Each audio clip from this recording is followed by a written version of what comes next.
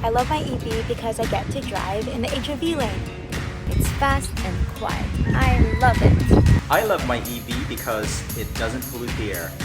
It's easy to maintain and it's comfortable. Because it's powered by the sun. Because it has video games. The cheapest car I've ever owned and good for the environment. This is the perfect car for an older person on a limited budget. Which then runs off of the cheaper and cleaner energy.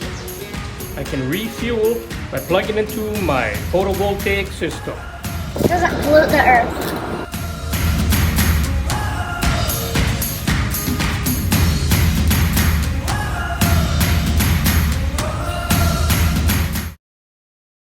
That video was created a couple of years ago, but it's timeless, and it reflects a lot of the reasons for wanting to drive an EV or to love an EV, as it was illustrated by all those people from across the state. Thanks very much again for joining. I will turn this over to Nanette, who is going to now kick us off. Thanks, Noel. Aloha, welcome everybody to our webinar. I'm Nanette Benton. I'm a board member with Hawaii EV Association, as well as the president of the Tesla Hawaii Club, and I'll be your MC today. So before we get started, we have a few housekeeping items, and we'll share that here. Please mute your microphone if you haven't already, and also take the time to introduce yourself in the chat, your name, location, and as far as your favorite EV, that can be, if you're an EV owner, which model you own, if you're considering an EV, which model you're considering, and it can be even your dream EV, an EV that you want to get in the future. And I'll put my info in there right now. Okay, and then if you have any questions throughout our presentation, go ahead and put those into the chat box, and we have someone monitoring the chat, and we'll get to your questions. All right, so let's move on to our program here. First, we're going to introduce Hawaii EV Association. We'll have some stats on EVs in Hawaii, and then we'll move on to our main discussion, which is public charging in Hawaii. And after that, we'll have some news updates as well. So I'm going to hand it back actually to Noel. Thank you. Thanks, Nanette. Noel Marin. I'm also on the board of Hawaii EV, and it's a great pleasure to be here with this great team. This webinar is a culmination of National Drive Electric Week. This is something that's celebrated annually with events across the state, and we did the same here last on the 23rd, actually, with events across the different islands. We also got acknowledgement from Governor Green declaring that week National Drive Electric Week here in Hawaii, and had quite a great turnout across the different islands. I'd like to also acknowledge the national and local sponsors, a number of groups that have made this possible directly and indirectly. So the national organization, Plug in America, Electric Vehicle Association, Sierra Club, and EV Hybrid Noir, I guess. Locally, we have Drive Electric Hawaii. That's a coalition. We have Blue Planet, Ulupono, Hawaiian Electric, and then, of course, Hawaii EV. Our organization has been in existence for maybe about 4 years now, although different clubs here on the islands have been around for over a decade. And our mission is to create or increase the adoption of clean, sustainable transportation across the state. We do that through advocacy. We work with on policy. We do that with public education through events like this, as well as different meetups across the state. And of course, we are looking for ways to facilitate the expansion of electric vehicle charging infrastructure across the state. And as you'll learn today, that's a critical part of our ability to make this transition. We're part of the EVA, Electric Vehicle Association. This group's been around since the 60s. They've been advocating for electric vehicles.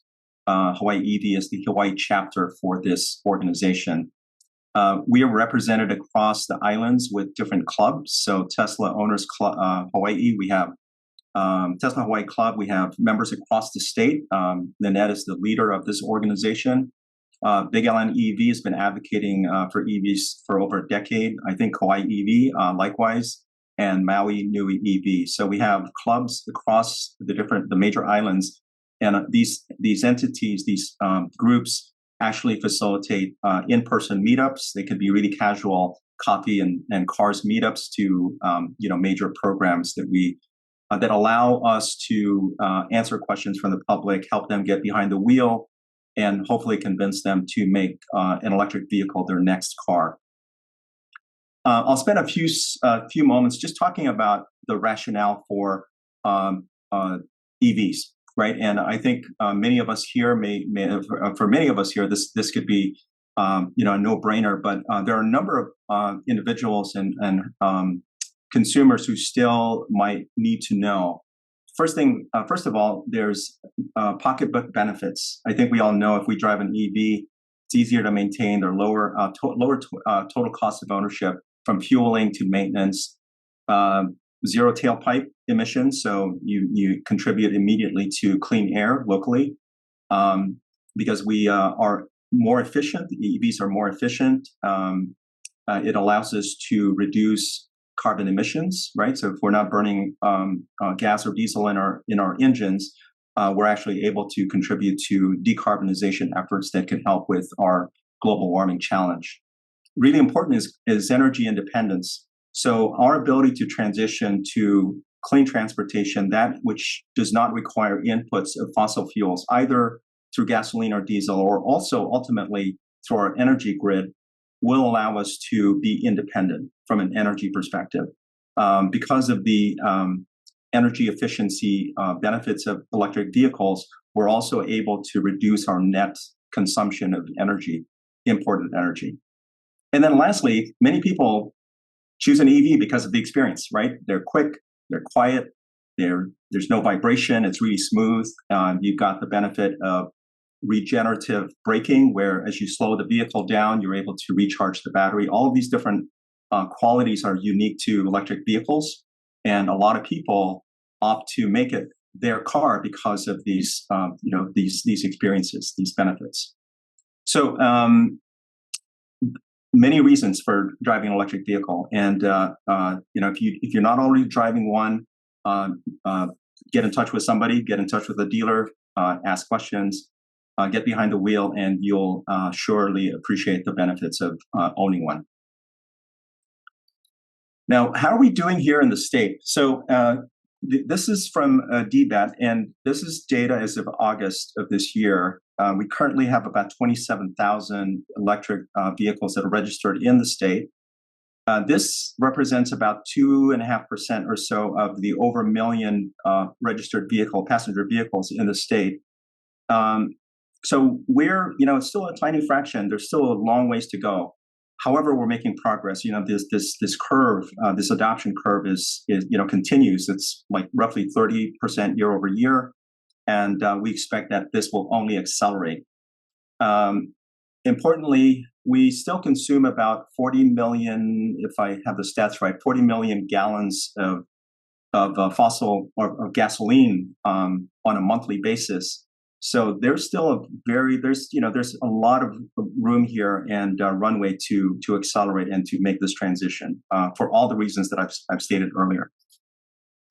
If you're curious about what's happening at the county level, this gives you a snapshot in terms of the number of vehicles as of August of this year, and also how that compares from a growth perspective by island. So you'll see it's fairly robust and healthy across the state.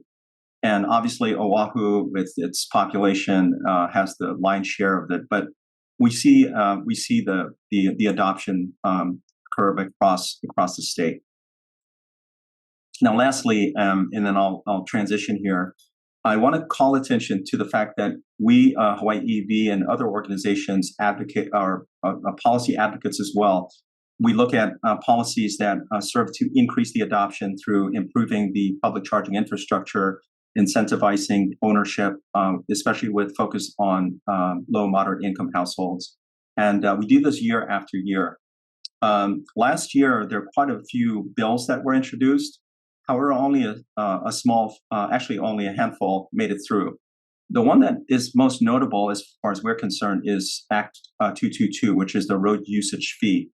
And I just want to highlight, because there's some confusion about this, that what this all means is that from through July, I think, 2025, EV owners will have the option of paying an annual $50 registration fee or opting in for a per mile charge, right? So it's a fraction of a small fraction of a dollar, but it allows you to, it's allowing the government to understand what this transition will look like. So ultimately, starting in 2028, all EVs will then be subject to the per mile usage rate.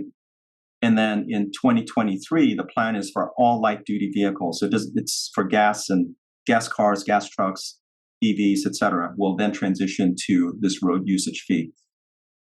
We may have some questions on this, and we'll address those questions later. But I just wanted to highlight the fact that this doesn't change what we're experiencing today. Because as an EV owner today, there is a $50 surcharge that is already applied. So this doesn't change our experience until 2025. Actually, until 2028, because at that point in time, it will then be a total shift for EVs to the per mile charge. There was Act 226, which introduces, I think this is Senator Lee, introducing zero emission transport goals and also working groups to facilitate plans to accelerate our transition, not just ground, but also inter-island and air and marine. So these were the highlights. There's clearly lots to do. Tam Hunt is leading our policy efforts, and we're already ramping up planning with a list of legislation that we'll be working with our legislators on. With that, and speaking of Tam, I'd like to introduce you now to Tam Hunt. And Tam is also with Hawaii EV. He is with Big Island EV and also with Think Big. He's been instrumental in our policy efforts, and he's going to be leading our panel discussion today. Hi, everyone. Tam Hunt. I've been a green energy policy lawyer now for over 20 years and really excited to be working with Hawaii EV and Think Big and other efforts to make Hawaii a lot greener, more sustainable, and more resilient. And a big part of that is improving our EV charging infrastructure. And I'll relate a little anecdote real quickly. I'm currently driving a Chevy Bolt here on the Big Island, and it gets about maybe 250 miles of range. And I live in the Hilo side, and I go to Kona occasionally. Took a couple of trips over there in the last month or two, and both times it was really hard to find working chargers. And this has been kind of a growing problem, not just in Hawaii, but around the country. The more chargers we get installed, it seems like the more they are breaking down and not being repaired in an appropriate time frame. So we're working hard to improve that here by getting better maintenance and also getting more chargers. And we're here to actually hear from various people, EV owners and policy folks, to hear about what is being done to improve EV charging infrastructure on the islands here. So I'm going to introduce our panel. Kyle Kramer has been with KIUC, which is Kauai's utility cooperative, for the past 4 years as the commercial energy services specialist. Robin Shishido is the deputy director of the Hawaii Department of Transportation for Highways, and he's led HDOT's fleet electrification and National Electric Vehicle Infrastructure Program for the last 3 years. Timur is the senior program manager for commercial strategy and innovation at Hawaiian Electric, working on electrification of transportation. Amy Weed is the owner of a Tesla rental fleet in Hawaii. She's going to talk about her experience renting out the vehicles and the experience of her customers. And last but not least, Justin Shim is an EV owner on Oahu, and he'll be talking about his experience as a public charger user on Oahu. So without further ado, let's dive into our panel. We're going to start with Justin and Amy.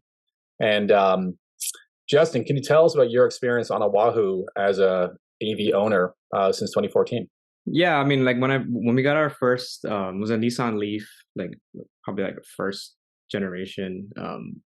We bought it. There weren't really anywhere. It wasn't really anywhere to charge it. So I mean, we were restricted to charging at home, basically.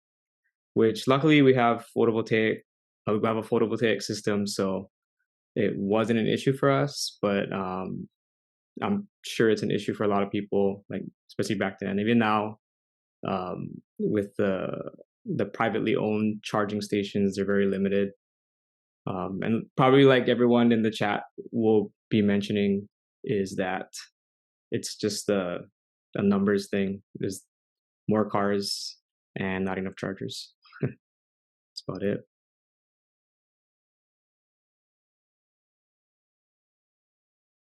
Yeah, could you give us a little more detail on your experience charging publicly? We don't need like stats, but in terms of your issues charging with public chargers, is it a frequent occurrence that you can't charge because they're not available, either booked up or they're broken or they're not in the right locations? I mean, I haven't encountered a lot of broken chargers, like you were saying in your intro. It's more just there's always a vehicle that's utilizing the charger at the time. So I mean, that's just like I was saying, it's a numbers thing. I'm not sure like if there's a way we could look at kind of limiting charging to like, you know, like I don't exactly know the technology that exists in the chargers, that if you can read like at what level capacity you have at the time. Like I'm not saying that a lot of people that are charging that are just topping off their battery pack. Because when I had the old Leaf, like I drove that first generation one till I could only go about 50 miles at a time. And so during that time I had that vehicle, I was looking for chargers a lot of times just to make it home, because I live in Eva Beach and I work in downtown. And you know, like you kind of look at a charger and you wonder like if the person plugged in, how much range they have left. That was always the question in my mind. But there's no way to tell. You can't really like accuse somebody of like, oh, I need it more than you. But it is in your mind when you can only go 50 on a full charge. So yeah, understood. Yeah. I don't know, does that kind of gives you an idea of what my experience, my personal experience was at that time. Based on the last 4 years of growth in EV adoption. Sorry, was that again? Sorry, we have some overlap here. Okay, sorry about that. We had some overlap here and some internet connectivity issues. I was saying, based on Noel's chart showing about 27,000 EVs in the state currently, and looking at the last 4 years of EV adoption in the state, we can expect about 200,000 EVs by 2030. And that really highlights the problem that you're talking about, is that we're going to see more and more people trying to charge, but actually not having the ability to charge because this is not available chargers. So we need to get a lot more chargers installed in the near future, in my opinion. Let me shift to Amy here. So Amy, Weed, as I mentioned, owns an EV rental business on Oahu. Can you tell us about the current public charging situation, Amy, and how it affects your business? So currently for the renters, the feedback has been, unless they're staying at a resort or an Airbnb that they can have access to charging overnight, it seems to be difficult because generally people who come here on vacation want to go sightsee and tour the island. So they are using the battery range and they need to fill up for their maybe scheduled events. Like a lot of them, I've had typically, the complaints come when it hinders their ability to make their excursions or planned activities because the hotel didn't charge their vehicle all the way or at all, even though they had requested to, or they just couldn't find charging because there was a long line, or if there wasn't one accessible that was working properly. There is also a learning curve sometimes for EV charging. People will get to a station and they won't be able to properly draw energy, and it becomes a very frustrating situation. Yeah, definitely. I've heard about this and seen it myself. In terms of your vehicles on Oahu, Oahu being quite a bit smaller than the Big Island, for example, how often do your customers rent the car and not have to charge at all? Does that happen fairly frequently? Just because you have enough battery capacity for that customer's needs? So in my fleet, I have all Teslas. So battery ranges are usually about 190 to about 340. So typically the newer, longer range X's, those people don't have a problem with. But it's more the ones, yes, they have problems with the battery charge. A lot of people see the number, like let's say 190 miles, and they think it's true to that 190. Obviously, consumption of energy depends on that derivation, and they think that it should be true to that mileage. So they'll go all the way to the North Shore, and they don't know exactly how to use the navigate. It will tell you the battery life and round trip and everything in a Tesla. But unless they know how to utilize those type of features, it's a little bit more difficult for them. And where do you charge when vehicles are returned to you?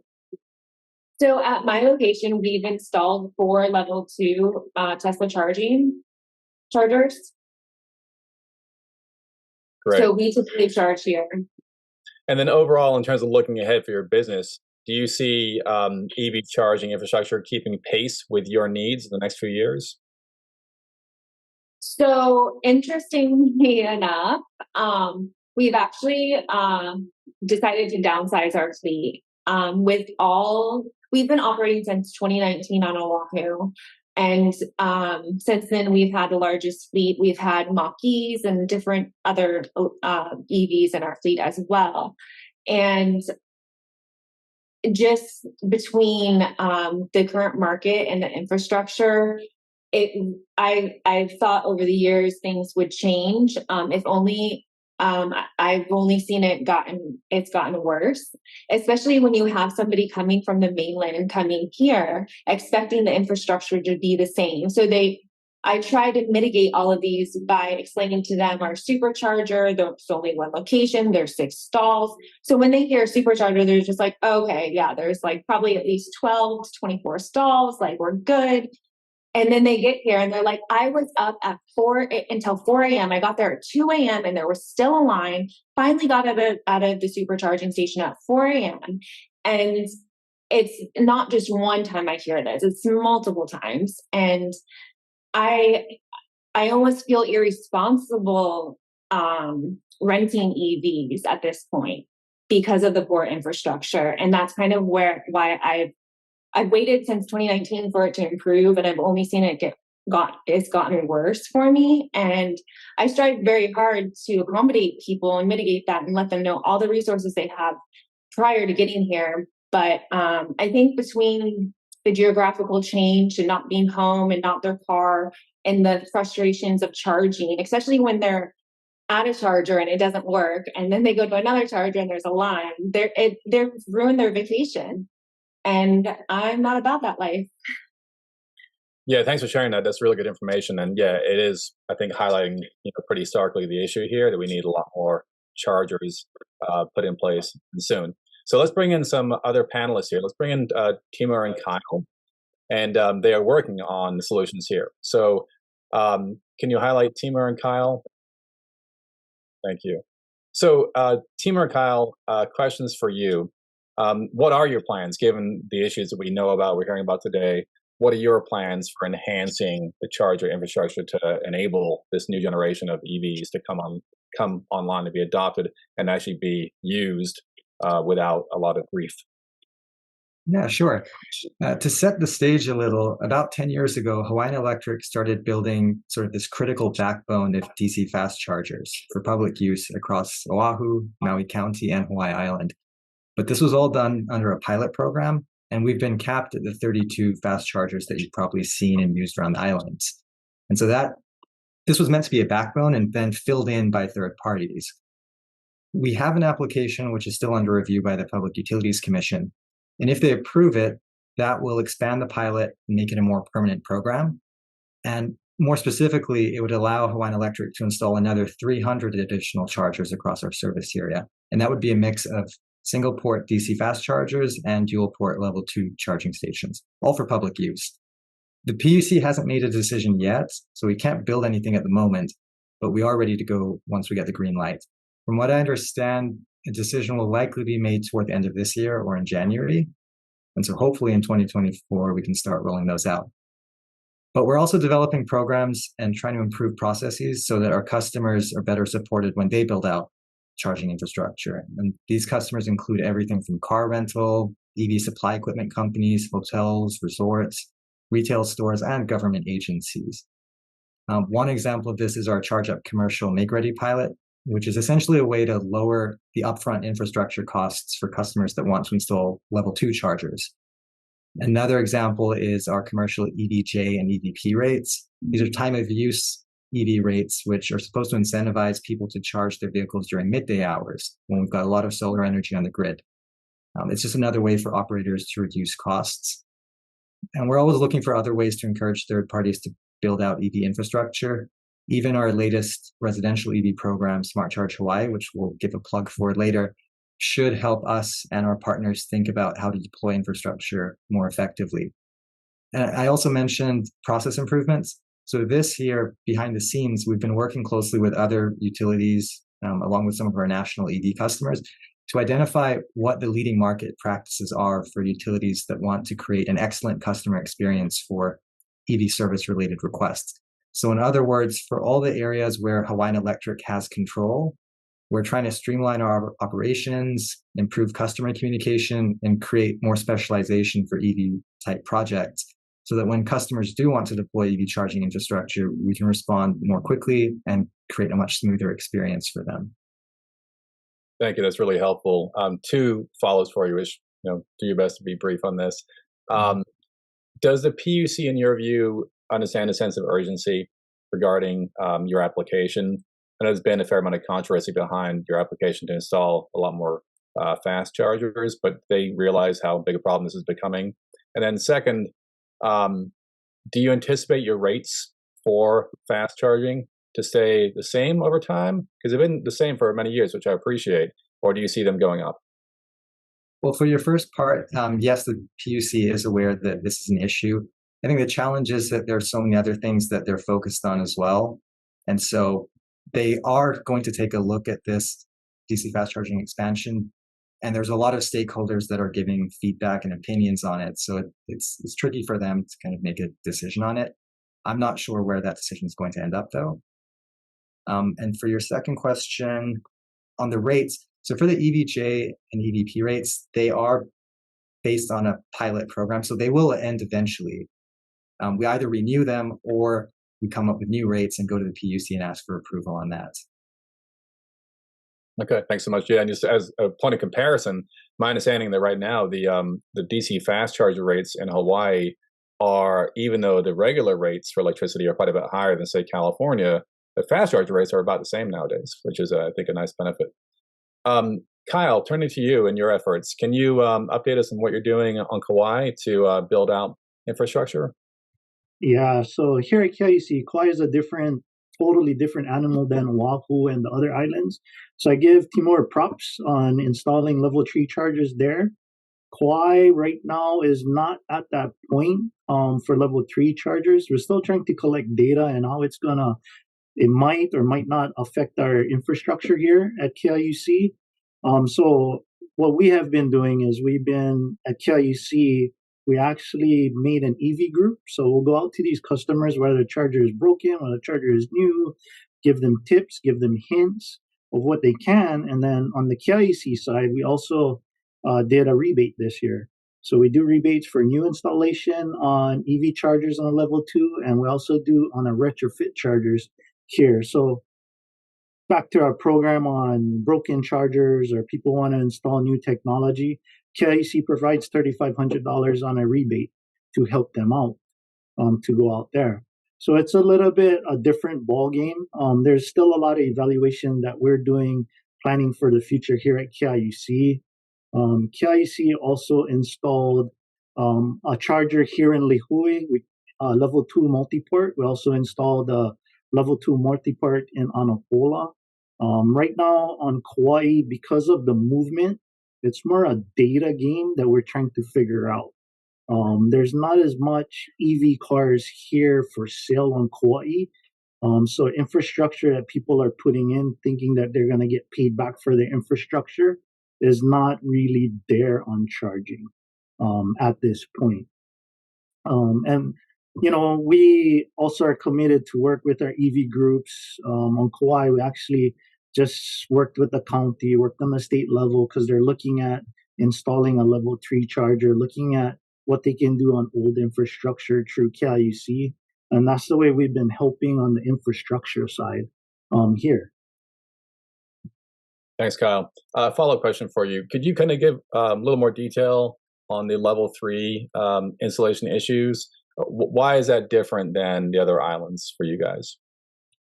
So one thing, we're a cooperative, so we're member owned on our side. So we got to watch what we do, what we say. Right now, we are transitioning from going from all to PV side. So that's where we're looking at our PV skill to make sure we have enough power and enough things for the community during night loads when people are at home, right? Unless there's a level 3 charger somewhere next to a workplace during the day, then it's not too bad. We're really concerned about the evening loads when everybody goes home. People are using their ovens, their stoves, AC, charging their cars at home. And when they go to charge the level 3, we're looking at on the demand side. We want to make sure that our grid is protected. Got it. Thank you. So a question for both of you. In terms of reliability and uptime for existing chargers, whether level 2 or level 3, could you talk a bit about your experience with reliability? I know on the Big Island where I live, the HECO charges are unfortunately often down.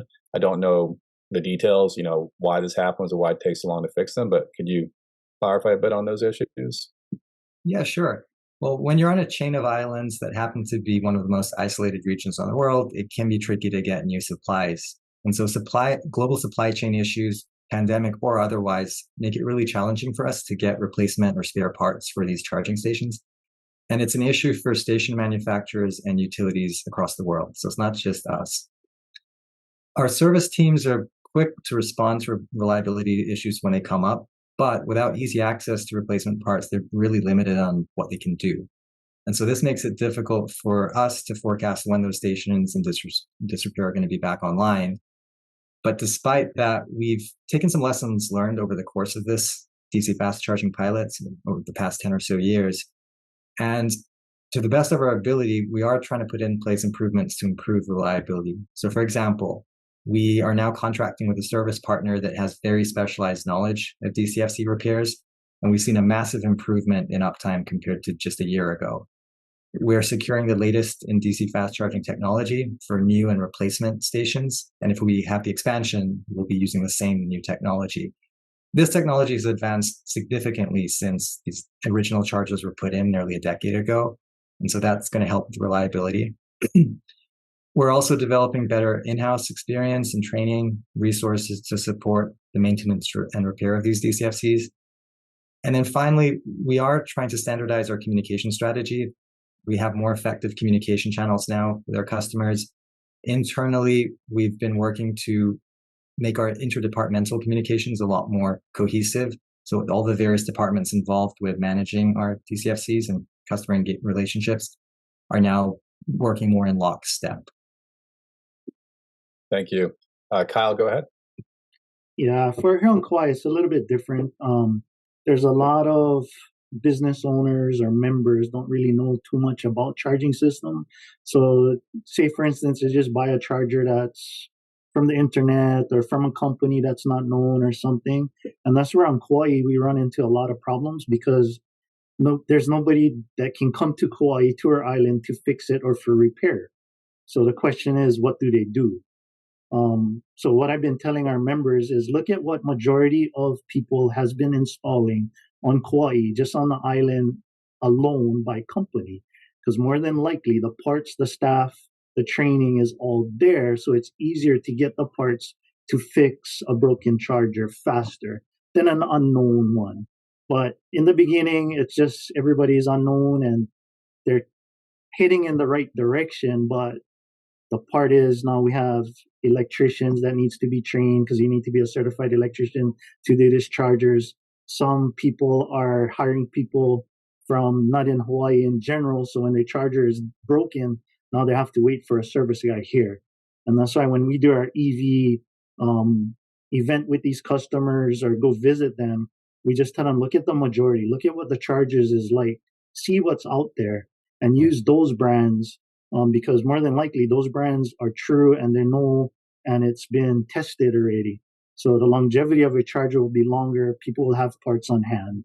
But that's what's going on Kauai right now as we speak. Got it. Thank you.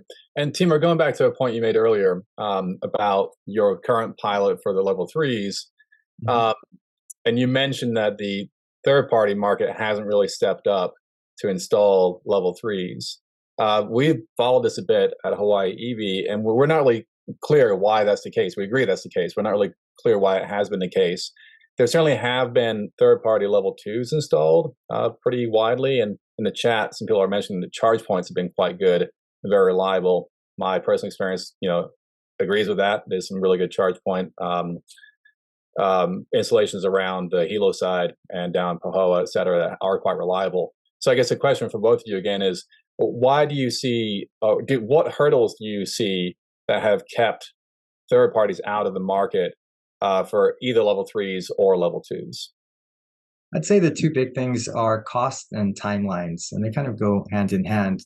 So even if you have Teslas, for example, that maybe want to build supercharger networks here, it's a lot more costly for them to do that in Hawaii than perhaps places on the mainland. There's limited space here, getting the equipment, getting the labor, it's a lot more expensive. So the ROI for them isn't as high.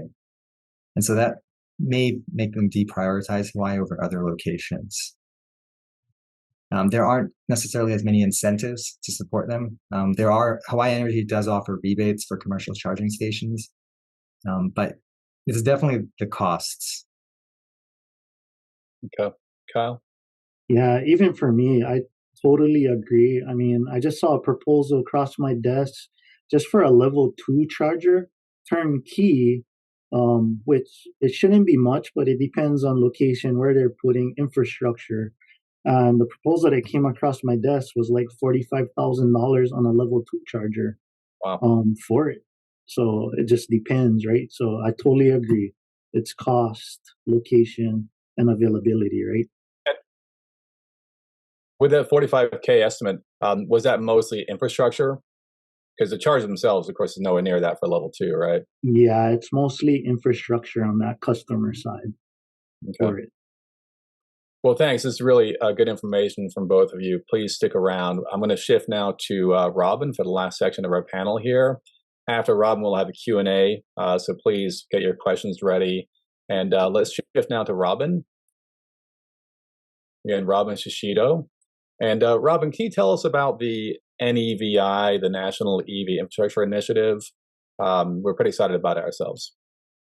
Yeah, so the National Electric Vehicle Infrastructure Program, or NEVI, it's a new program for federal highways. And the intention of the program was to put 500,000 chargers across the whole U.S. and, including Hawaii. So here for Hawaii, with that program, we're going to receive about $17.5 million over 5 years. And right now we're in the third year of the program. We just got our second annual update to the plan approved a few days ago, and that allows us to use 3 years of the money. And besides the $17.5 million from the federal, it also requires 20% from the state. So total that program will have about $22.5 million for fast level chargers. And for that program, they do have strict requirements. Each site has to have a 450 kilowatt port chargers. They have to be spaced no more than 50 miles along our alternative fuel corridors. And back in 2017, fuel corridors for the entire state were submitted, and it's generally the primary state routes on each island. And also beside that 50-mile spacing requirement, in this last update, they required that if it's at the end of the route, it can't be more than 25 miles from the charger. So when we lay out these chargers, we have to make sure we meet all these requirements. So for us, right now, we're looking at about 11 sites throughout the state. We have 2 on Oahu, one's at Aloha Tower, and that site is actually being designed, and it's going to be the first site that's going to be open. And, we're shooting to have that first site in the whole nation to be open. So, it's a real tight deadline and something, we're pushing real hard. Second site on Oahu we're looking at is Mililani. We're looking at Maui. We're looking at one right in central Kahului area, and on the west side, and obviously with what's happened on the west Maui, that's like still pending. Hawaii Island, we're looking at 2 sites, one on the east side, one on the west side, and then on Hawaii Island, because again it's meeting that 50-mile requirement or 25-mile. We're looking at 5 sites, maybe one in the Waimea area, one in Kona Kailua, one in Hilo, one in Volcano City area, and then one in Ocean View. So we're looking at about 11 sites. We also will eventually have a site on Molokai and Lanai. We've asked for exemptions because, again, meeting that 450 kilowatt port requirement, that requires a lot of power. And I think you heard folks say that, that's one of the issues that we have. And, with all supply chain issues that we have, it does take some time. But again, we're looking to have that first site open up by the end of the year. And that, again, is going to have 450 kilowatt ports. Besides that NEVI program, which requires us to install those chargers, just this past year, there was grant opportunities. So there are 2 different grants that came out with the NEVI program. One was for corridor and one was for community. So we partnered with HECO and the library systems to identify sites. And I think it was like 10 to 12 sites across the state, except for Hawaii, because that's a different power company. And it had 2 to 4 level 2 or level 3 charger combinations. So that should add, hopefully about 20 to 30 chargers across the site. We haven't heard across the state. We haven't heard back yet on if we've been awarded that grant. And I think that grant total was nearly almost $20 million. We also partnered with the Hawaii State Energy Office to put a corridor charger on Molokai Island. So it was a 450 kilowatt port charger as well. I know Hawaii County, they submitted a corridor and community charging grant, and it was for various charges all across Hawaii Island. And most recently, there was a grant that just came out. It was $100 million to repair or upgrade broken chargers. And so in Hawaii, they identified 41 chargers that were broken or I can't remember what the database that they went off of, was getting no response. So HECO, actually, they convened a meeting, got a lot of partners together to kick this off. And it's to, again, repair all the mostly privately owned chargers. I think HECO had some. I'm not sure if KIUC has some, but it's a great opportunity that, I see a lot of the chat, a lot of the biggest issues with these broken chargers, but it's a good way to get these chargers repaired. And that grant program has to either go to the county or the state. And so I know the counties are going to be reaching out to a lot of these private owners, let them know this opportunity is available. And then we can either the state submits a grant for the entire state or each county submits for each island itself. But either way, we definitely want to be submitting for that and get those chargers operational. Great. Thank you. That's really good information to have. Just to clarify, so you're saying each NEVI site has 4 ports at 150 kilowatts each? Yes. Okay. And no level 2s? Right now for the program, it didn't allow level 2s. They have to be level 3s. But once we do install these level 3 chargers, if there's still money within the program, it will allow us to install level 2s. But besides even the NEVI program with the IIJA or the bill that got passed, there's a lot of different funding opportunities that we have to install different charger types as well. Okay. And then you mentioned you've got your first one hopefully being built this year. What's your rough schedule for building out the rest of your currently planned sites? Yeah, so the other site that's currently in design is on Maui. It's right there in central Maui, and that one, it does require a transformer. So it's that's going to be one of the long lead items. Hopefully we can get one in 6 to 9 months. All the other islands, actually, I just finished up. Was on Hilo on Wednesday to go look at some of these sites, and then we're going to get our contractor, start scoping it and start the design.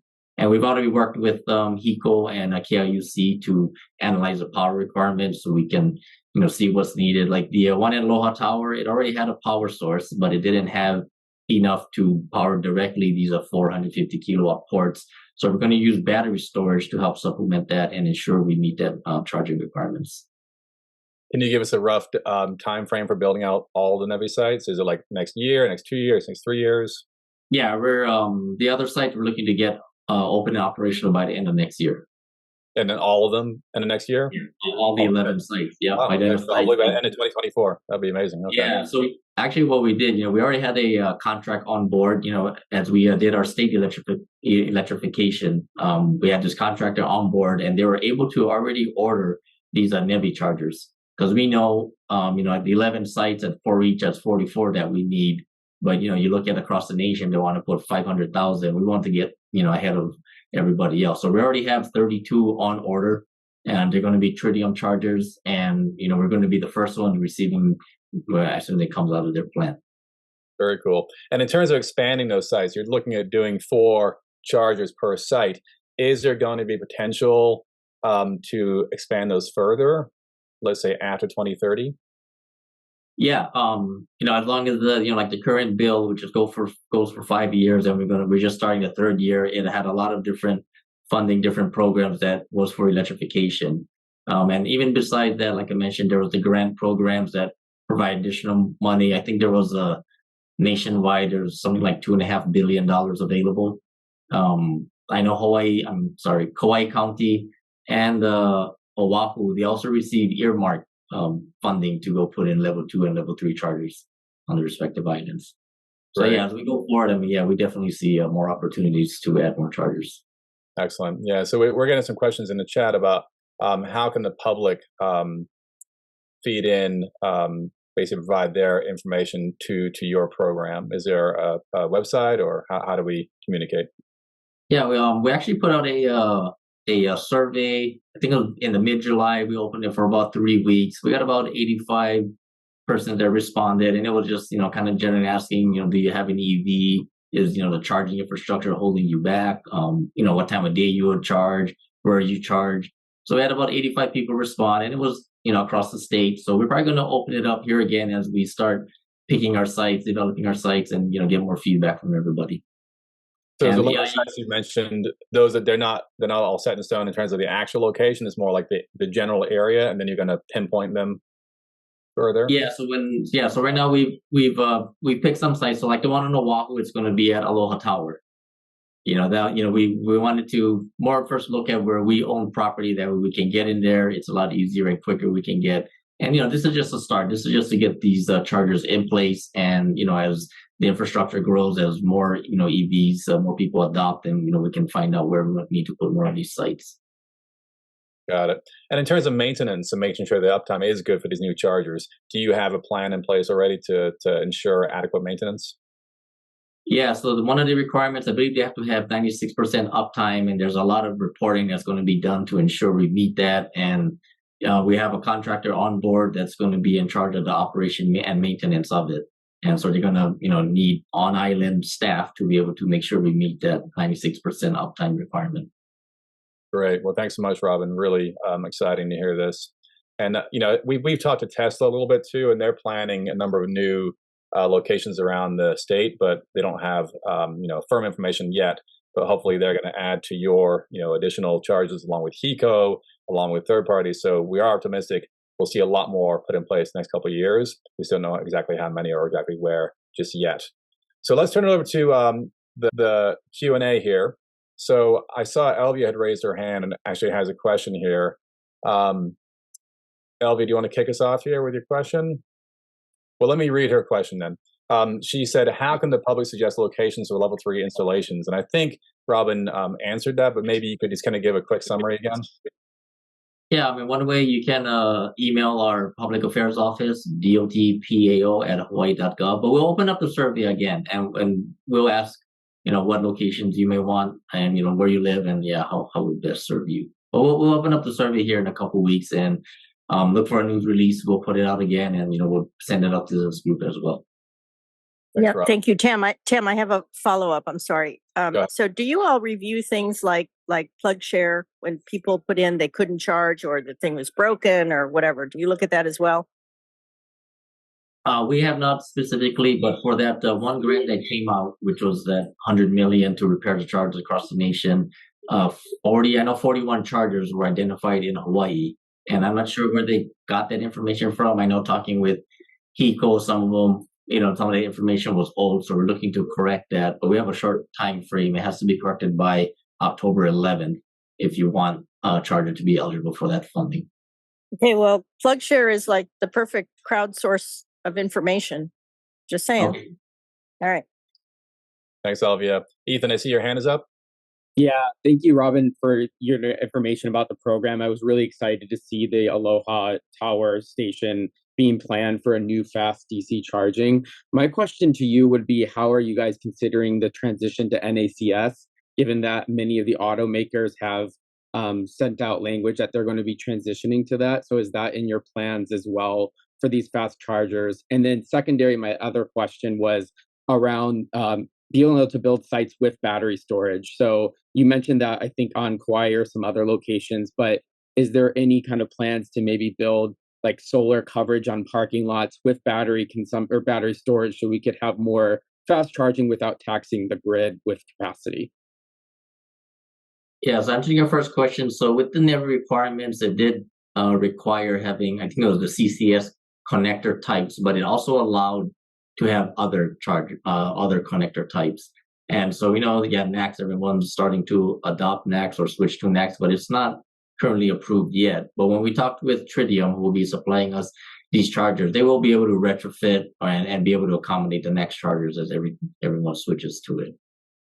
Regarding your second question about putting in PV storage, so for these chargers itself, I mean, my understanding, because of the power requirement, I mean, you would need a couple acres of PV, but statewide, at least at our base yards, as we adopt our electrical fleet or change our fleet to electric vehicles, we are putting PV storage at all of our base yards, and even talking with other state departments on, covering their parking lots to have more PV and with battery storage. Thank you, Ethan, for that question. Steve Parsons on Kauai asks, Robin, do you have plans for any level 3s on Kauai, and or the timelines? Yeah, so for Kauai, we're looking at one. The last site I looked at was the Princeville Library, and I actually talked to the libraries already about utilizing their site. And another one was at Kalaheo. I didn't get out there yet. Those sites, we'll get our contractor on there designing, and again, the biggest infrastructure requirement is the power. So we'll get the KIUC folks. They've been real great. Whenever we tell them we'll get a site, they analyze the power. I know they did look at one site in Kalaheo for us, and I think at that one it would require a new transformer to be installed. And again, I'm hearing transformers are anywhere from 6 to even maybe 18 months out. Thanks again. Yeah, we're going to put 2 sites on there. Great. Adam Lemire asks a more general question. Where are we at in the process to have DCFCs approved on Oahu, specifically Pearl Ridge's full station, as well as the Kahala Resort? Are you referring to the Tesla superchargers? I believe Kahala is Tesla, right? Maybe Nanette can answer that question. Yeah, so he's referring to the Pearl Ridge, this Tesla supercharger, the permanent site, and the Kahala Resort site. Kahala Resort, from what we understand, it looks like it's complete and just kind of waiting for what I say, turn on the power. So we're just wondering, what kind of process hurdles are there? I know, like doing a transformer and everything, that's like a long lead construction item. But what other process hurdles are there for, if people want to install these third-party fast chargers? Thanks, Annette. Adam, I see you just chatted again. Do you want to ask a follow-up? Thank you. Appreciate that. No, my direct interest is in the Tesla branded superchargers and the, weight or lack of action that we've seen there for getting those done. I personally work in solar, and I'm helping people at a residential level every single day. But I always face this question, and I face that long lineup all the time. So just looking for some updated info, please. Yeah, thanks, Adam. Sounds like the answer is soon, but we don't know exactly when. Noel, do you want to ask your question? Yes, Robin, this is related to the NEVI network. So we have the federal requirements around what each one must have, right, in terms of the energy output, number of ports, et cetera. I'm just curious about whether or not we are actually doing or having certain requirements around, cover, protection from the weather, proximity to restrooms, and things along those lines, right? Because as we start to expand this network, there are all these different challenges that we're trying to address, right? Another one, for example, is as Amy had alluded to earlier, is the tourism industry. If we have this network across the state and they're configured in a way that allows tourists to be comfortable when they're charging, whatever that experience is will naturally be available to everybody, right? So I'm just curious about, are there certain criteria that we can look at and expect so that these charging stations are, there's going to be lighting, it's going to be safe, there's going to be restrooms, it's going to be, if it's raining cats and dogs in Hilo, we'll still be able to get out and plug in, that sort of thing. Just curious. Yeah, so most of the requirements was on the actual charger itself. There was about safety and security. So when we look at these sites, we want to go places where it's well lit, easily visible.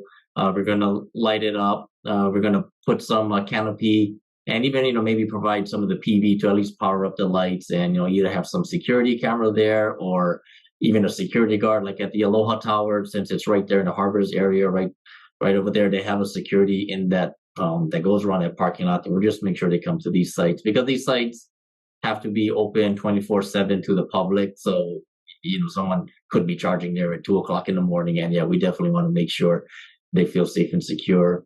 As far as the other amenities that, will be along with these sites, right now as we just develop these, want to make sure we have the charger in there, it's reliable, and we can build up to providing those other amenities.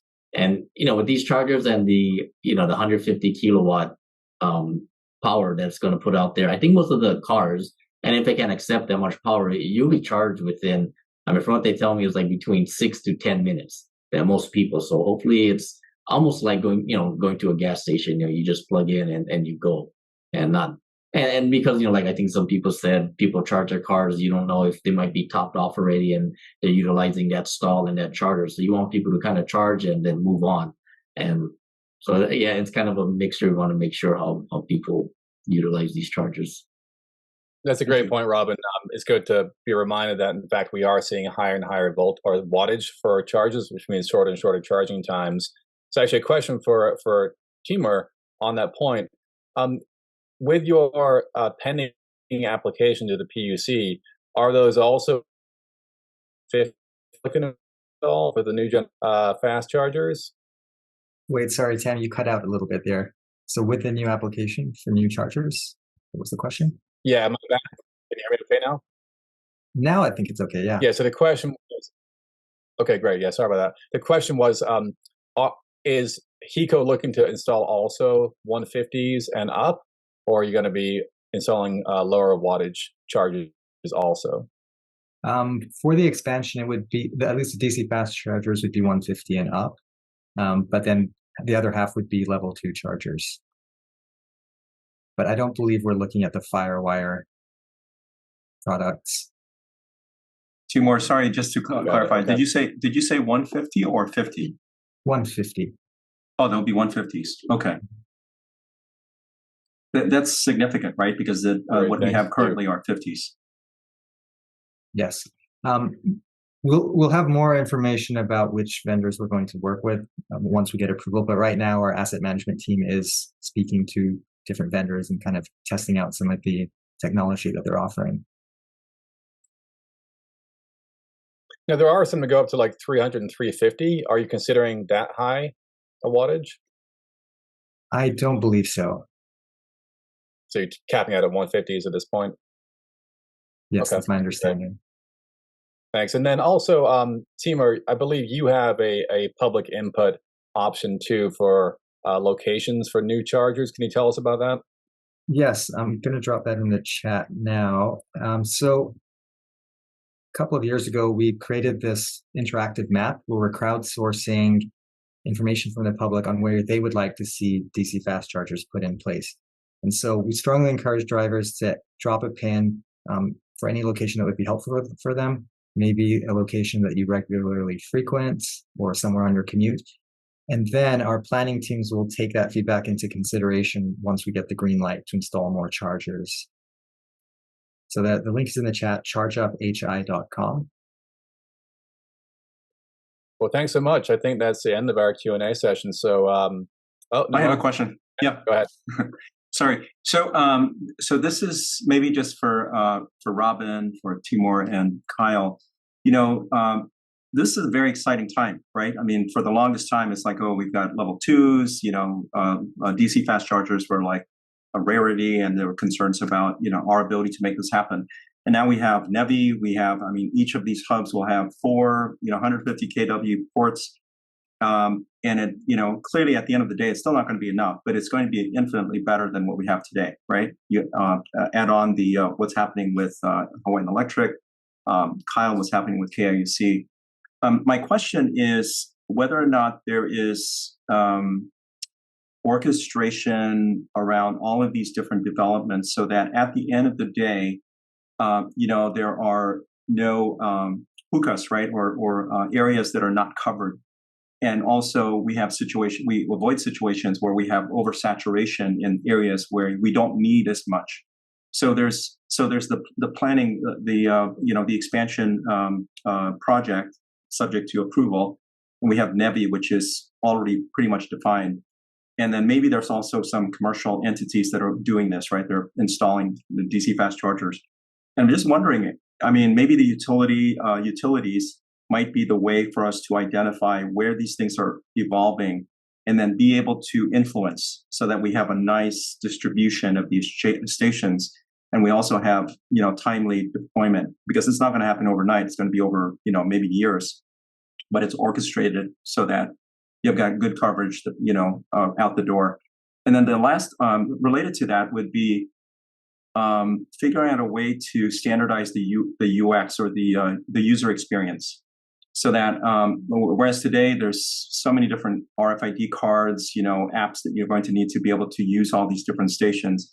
I'm also wondering about whether or not for DC fast chargers, at least, there's some effort to kind of orchestrate so that there's more of a standardized, you know, like if we're saying we're going to be using tritium for NEVI, might that influence, for example, what we do with the other DC fast chargers, so that at the end of the day, you have a better experience because there's consistency in the equipment and the software.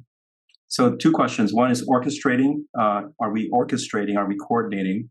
And then also, is there an effort to standardize experience?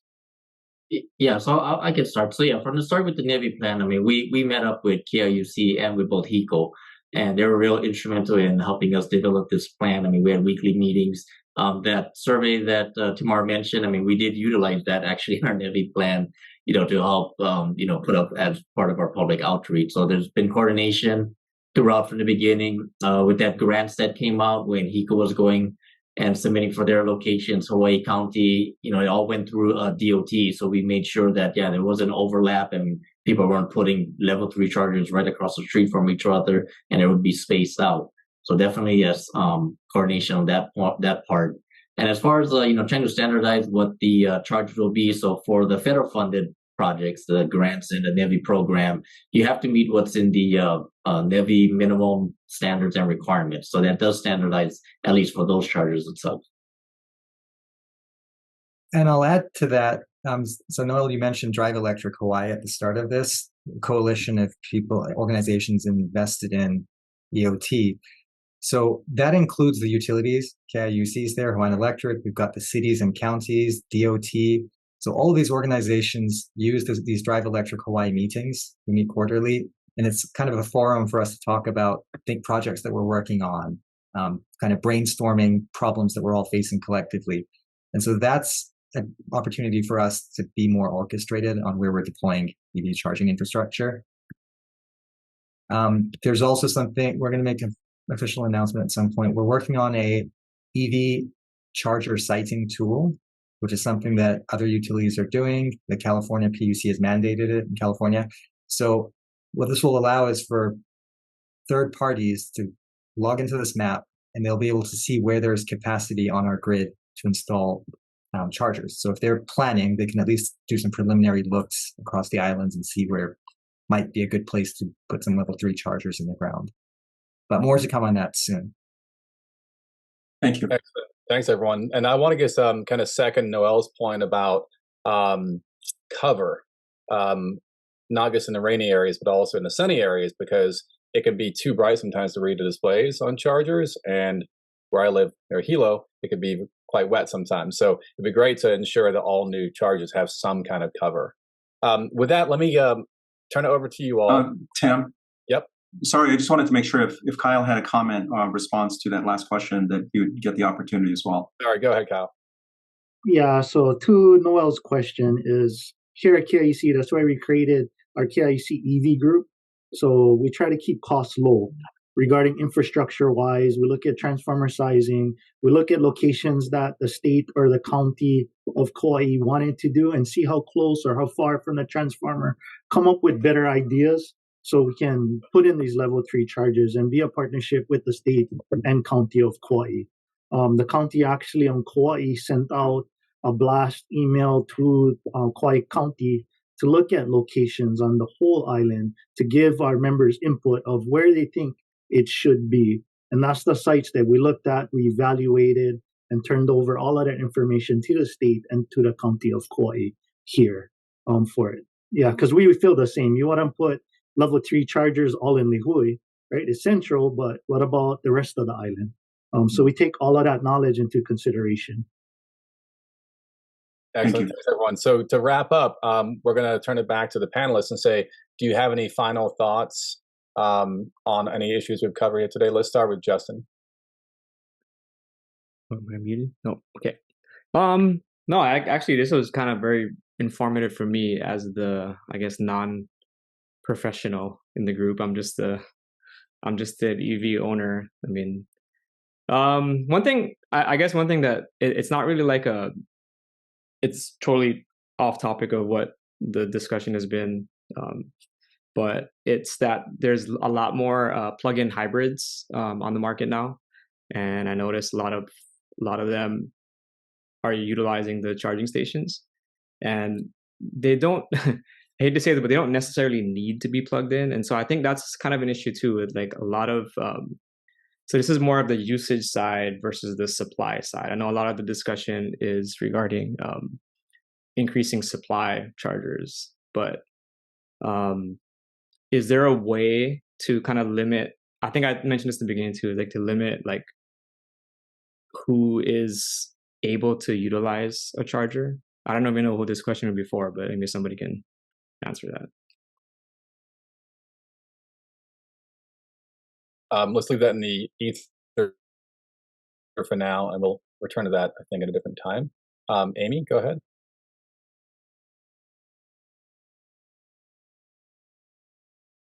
Yeah, I was really impressed with how NEVI has stepped in and they've tapped into the funding to utilize for our state. I think that when you speak to the 150 power, that it's not like 5 to 8 minutes charge for hybrids, but not for actual.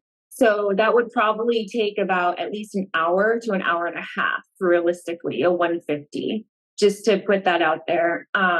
But NEVI also talked about, Robin, you also talked about having an electrician on islands, which is crucial because that's one thing that has held up the repairs to the infrastructure here. So the existing EV charging stations, they're there physically, but they're not operable. So the technician gets flown out here every 3 to 4 months. And then once he gets flown out here, he sees that, oh, I don't have the part. And then that addresses where Hawaii was talking about addressing what's the most, like, I guess the parts that go down the most, like have them on hand. But it seems like everybody, not just here, is nationwide is having that issue. But if we could find ways to have technicians here to support the infrastructure, not pulling them from mainland or outsourcing from other places, I think we're going in the right direction. As a business, I just have to restructure and meet the demands And so for me, right now as a business owner, it's not easy for me to stay in the EV market.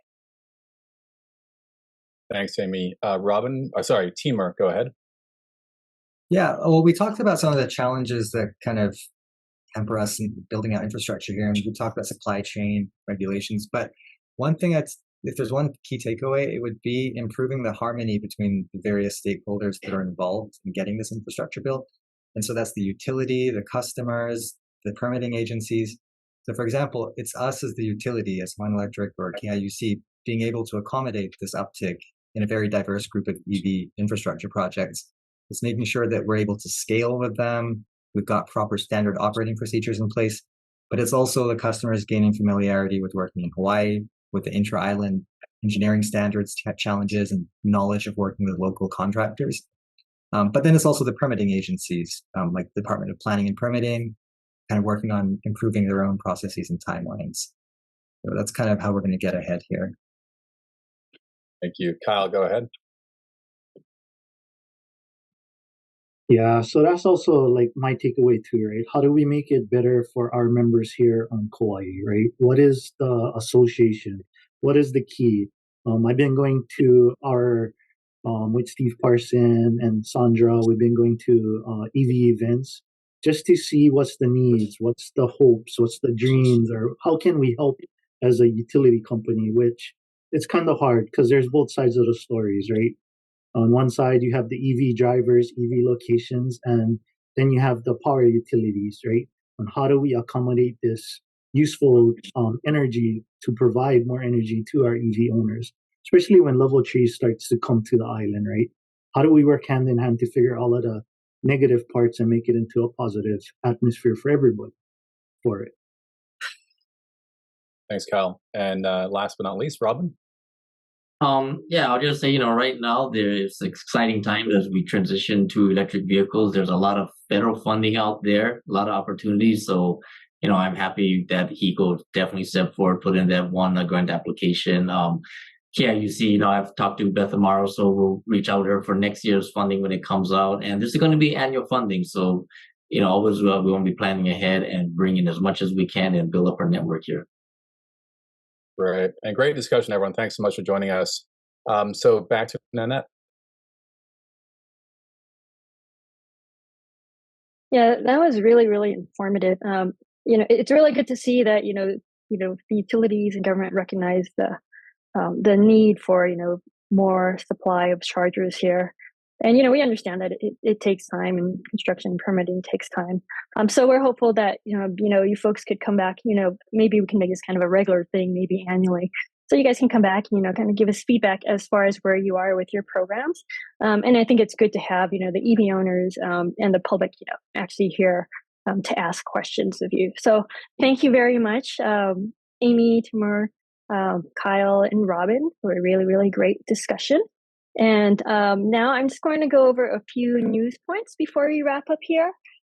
Today, the Department of Treasury released guidance on the point of sale tax rebate, EV tax rebate, where you can now, as of January 1st, you will be able to transfer your EV tax rebate over to the dealer, so that when you go and buy your new EV or even your used EV, that'll lower the upfront cost at the time of sale. So now I know that that's something that has been in the works, but the official guidance is out on that as of today. The dealers are going to need to register to go ahead and accept these transfers. But that's definitely great news for the affordability of EVs, so more people can afford EVs. And then the next thing is just, we talked about broken chargers and how to report them. There's actually a government site. Let me put it in the chat here, where you can report broken chargers. You're still going to have to report broken chargers to the network. So whether it be ChargePoint or Tesla or OpConnect or EA, and as Avia pointed out, you can also report those on PlugShare. This is just another place that you can report broken chargers so that they can keep a database of that. Before I wrap up, are there any other questions out there for any of our panelists or for any of us on the Hawaii EV board? Okay. I'd like to respond to Adam's comment in the chat. Yeah, so clearly charging needs will vary by user type, right? I think when we look, Amy, when you talk about the the tourists or the visitors who are renting EVs, they clearly are not very unlikely going to have access to what we would call home charging. Maybe there's a destination charger where they're staying, or maybe the Airbnb that they're renting might have one, but it's you can't expect that to be the case all the time. We also have owners who live in condos and apartments who just don't have access to home charging, the convenience of home charging. So they're going to need access to ubiquitous, reliable charging experiences, and they're not always level 3. They don't have to be DC fast chargers. If you're shopping at a mall and you can linger in there for a couple of hours, a level 2 will probably suffice. In fact, you probably wouldn't want to be at a level 3. You're probably going to get penalized after your car's fully charged, right? So the point is that there's so many different use cases, and we have to support all of them. And importantly, as we look at our transition to clean transportation, 100% or close to that, we need to bring everybody along, right? And there are low, moderate income households out there that will not have the privilege that many of us have in terms of access to home charging. So whatever we do, we need to keep all those stakeholders in mind.